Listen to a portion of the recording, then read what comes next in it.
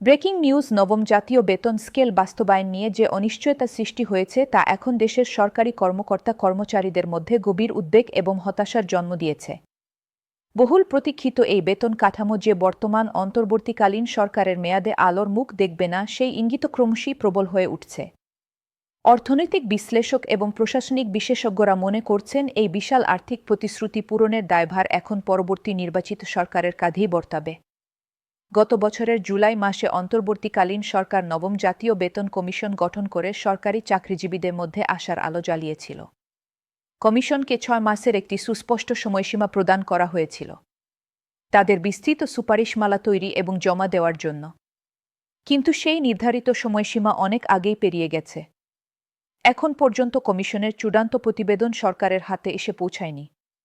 সংশ্লিষ্ট মহল থেকে পাওয়া তথ্য অনুযায়ী আগামী জানুয়ারি মাসের দ্বিতীয় সপ্তাহের কোনো এক সময় এই প্রতিবেদন সরকারের কাছে হস্তান্তর করা হতে পারে। কিন্তু মূল প্রশ্ন হল, এত বিলম্বের পর প্রতিবেদন জমা পড়লেও সরকার কি তা বাস্তবায়ন করার মতো যথেষ্ট সময় এবং রাজনৈতিক সদিচ্ছা রাখে? অর্থ উপদেষ্টা ডক্টর সালাহুদ্দিন আহমেদ এই প্রশ্নের উত্তরে যে বক্তব্য রেখেছেন তা মোটেও আশাব্যঞ্জক নয়। তিনি বারবার স্পষ্ট করে জানিয়ে দিয়েছেন যে নতুন বেতন কাঠামোর মতো বিশাল এবং দীর্ঘমেয়াদী প্রভাব সৃষ্টিকারী আর্থিক সিদ্ধান্ত নেওয়ার অধিকার এবং দায়িত্ব একটি জনগণের ভোটে নির্বাচিত সরকারের হাতেই থাকা বাঞ্ছনীয়। তার যুক্তিতে বলা হয়েছে, একটি জাতীয় বেতন স্কেল কেবলমাত্র মাসিক বেতনের অঙ্ক বৃদ্ধির বিষয় নয়। এর সাথে অঙ্গাঙ্গিভাবে জড়িত রয়েছে রাষ্ট্রীয় কোষাগারের সামর্থ্য, জাতীয় বাজেটে অতিরিক্ত বরাদ্দের ব্যবস্থা, সামগ্রিক প্রশাসনিক কাঠামোতে সংস্কার এবং আগামী বছরগুলোর জন্য আর্থিক পরিকল্পনা। এই সমস্ত জটিল বিষয় মাথায় রেখে একটি অন্তর্বর্তীকালীন এবং অনির্বাচিত সরকারের পক্ষে এমন একটি ব্যাপক সিদ্ধান্ত গ্রহণ করা যুক্তিযুক্ত নয়। নির্বাচন কমিশন ইতিমধ্যে জাতীয় সংসদ নির্বাচনের সময়সূচি ঘোষণা করেছে।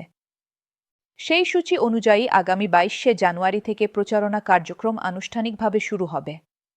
অন্যদিকে বেতন কমিশনের প্রতিবেদন জমা পড়ার সম্ভাব্য সময় হল জানুয়ারির দ্বিতীয় সপ্তাহ। এই ২ তারিখের মধ্যে ব্যবধান মাত্র কয়েকটি কর্মদিবস। এই অতি সংক্ষিপ্ত সময়ের মধ্যে একটি বিশাল এবং বিস্তৃত প্রতিবেদন গভীরভাবে পর্যালোচনা করা, তার আর্থিক প্রভাব যাচাই করা, সংশ্লিষ্ট সকল মন্ত্রণালয়ের সাথে সমন্বয় সাধন করা, মন্ত্রিপরিষদ থেকে আনুষ্ঠানিক অনুমোদন গ্রহণ করা এবং সর্বশেষ সরকারি গ্যাজেট আকারে তা প্রকাশ করা, এই পুরো প্রক্রিয়া সম্পন্ন করা কার্যত অসম্ভব। প্রশাসনিক বিশেষজ্ঞরা বলছেন, যদি বেতন কমিশন তাদের প্রতিবেদন গত ডিসেম্বরের প্রথম সপ্তাহেই জমা দিতে পারত তাহলে সরকারের হাতে কিছুটা হলেও সময় থাকত। কিন্তু বর্তমান পরিস্থিতিতে যেভাবে সবকিছু এগোচ্ছে তাতে বর্তমান সরকারের পক্ষে গেজেট প্রকাশ করা প্রায় অসম্ভব হয়ে পড়েছে। প্রতিটি দিন যত এগিয়ে যাচ্ছে সম্ভাবনা ততই ক্ষীণ থেকে ক্ষীণতর হচ্ছে। রাজনৈতিক পর্যবেক্ষকরা মনে করছেন, নির্বাচনের এত কাছাকাছি সময় এসে একটি অন্তর্বর্তীকালীন সরকারের পক্ষে এত বড় একটি আর্থিক প্রতিশ্রুতি দেওয়া রাজনৈতিকভাবেও ঝুঁকিপূর্ণ হতে পারে। এই দীর্ঘায়িত অনিশ্চয়তা এবং ক্রমবর্ধমান হতাশার মধ্যে সরকারি কর্মকর্তা কর্মচারীরা তাদের ক্ষোভ প্রকাশ করতে শুরু করেছেন। দেশের বিভিন্ন কর্মচারী সংগঠন এবং ফেডারেশন একযোগে তাদের দাবি তুলে ধরার জন্য সংগঠিত হচ্ছে। তারা আগামী ২ জানুয়ারি শুক্রবার সারাদেশব্যাপী একযোগে প্রতীকী অনশন কর্মসূচি পালনের ঘোষণা দিয়েছে। রাজধানী ঢাকাসহ দেশের সকল বিভাগীয় শহর, জেলা এবং উপজেলা সদরে এই কর্মসূচি যুগপৎভাবে পালিত হবে বলে সংগঠকদের পক্ষ থেকে নিশ্চিত করা হয়েছে। কর্মচারী সংগঠনের নেতারা জানিয়েছেন, এটি তাদের শান্তিপূর্ণ এবং গণতান্ত্রিক প্রতিবাদের প্রথম ধাপ মাত্র। যদি তাদের ন্যায্য দাবি পূরণে সরকার কোনো উদ্যোগ না নেয় তাহলে তারা ধাপে ধাপে আরও কঠোর কর্মসূচি গ্রহণ করতে বাধ্য হবেন। কর্মচারী সংগঠনগুলো পূর্বে সরকারকে ৩০শে নভেম্বরের মধ্যে বেতন কমিশনের চূড়ান্ত প্রতিবেদন জমা দেওয়ার জন্য একটি সময়সীমা নির্ধারণ করে দিয়েছিল। কিন্তু সেই সময়সীমা অনেক আগেই অতিক্রান্ত হয়ে গেছে। এতে তাদের মধ্যে অসন্তোষ এবং অধৈর্য আরও তীব্র আকার ধারণ করেছে। সরকারি কর্মচারীরা দীর্ঘ ৭ বছর ধরে নতুন বেতন স্কেলের প্রতীক্ষা রয়েছেন। এই সময়ে দেশে মূল্যস্ফীতি উল্লেখযোগ্যভাবে বৃদ্ধি পেয়েছে। নিত্য প্রয়োজনীয় দ্রব্যমূল্য, বাড়ি ভাড়া, চিকিৎসা ব্যয়, সন্তানদের শিক্ষা ব্যয় সবকিছুর খরচ আকাশ ছোঁয়া হয়ে গেছে। অথচ তাদের বেতন কাঠামো রয়ে গেছে পুরনো। এই পরিস্থিতিতে নবম বেতন স্কেল তাদের কাছে এখন শুধুমাত্র একটি প্রত্যাশিত সুবিধা নয়, বরং জীবনযাত্রার ন্যূনতম মান বজায় রাখার জন্য একটি অপরিহার্য প্রয়োজনে পরিণত হয়েছে। তবে কর্মচারী আন্দোলনের প্রকৃতি এবং সীমারেখা নির্ধারণে সাম্প্রতিক একটি ঘটনা গুরুত্বপূর্ণ ভূমিকা রেখেছে।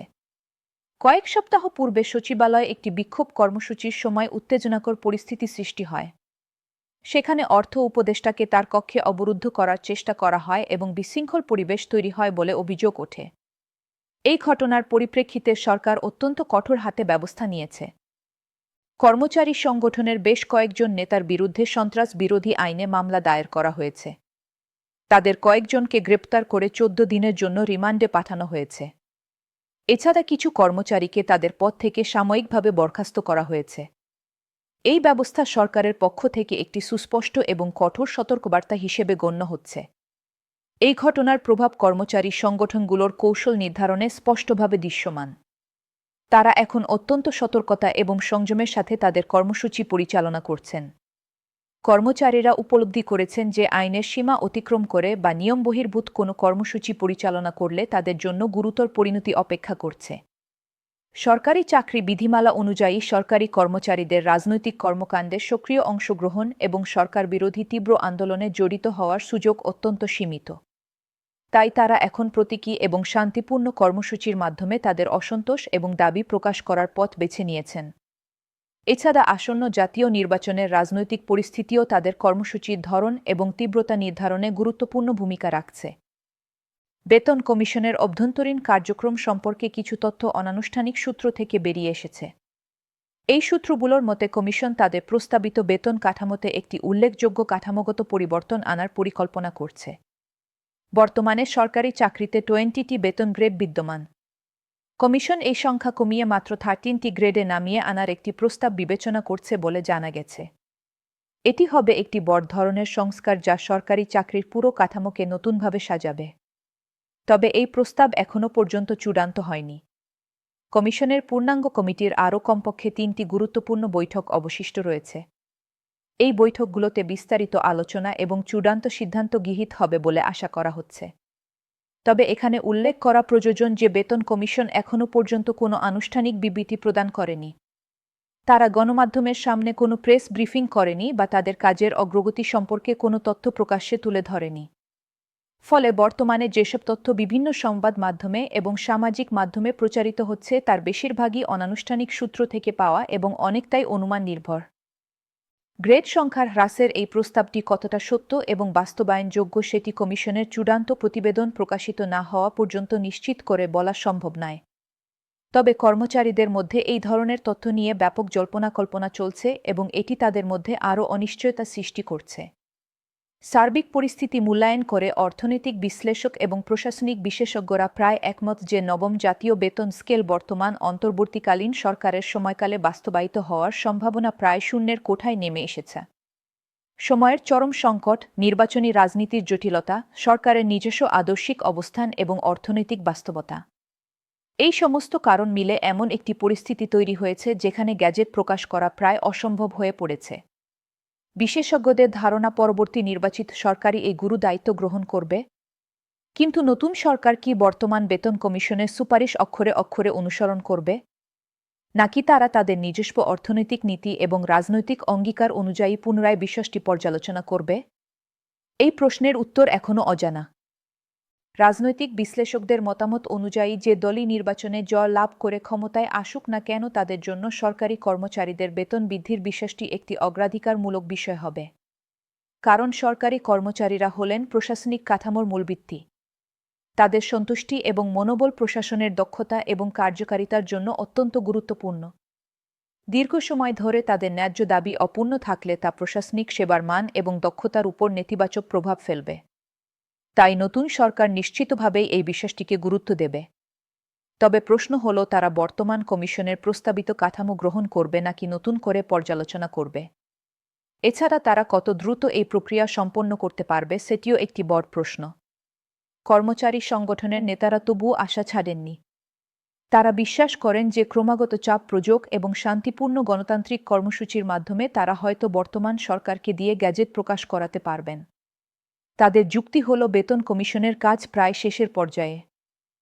যদি সর্বোচ্চ পর্যায় থেকে রাজনৈতিক সদিচ্ছা এবং দ্রুত সিদ্ধান্ত গ্রহণের মানসিকতা প্রদর্শন করা হয় তাহলে নির্বাচনের পূর্বেই গ্যাজেট প্রকাশ করা অসম্ভব নয়।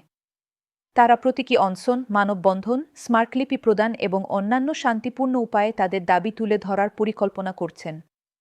কিন্তু বাস্তবতা হলো বর্তমান সরকারের পক্ষ থেকে এমন কোনো ইঞ্জি আসছে না যা এই আশাবাদকে সমর্থন করে।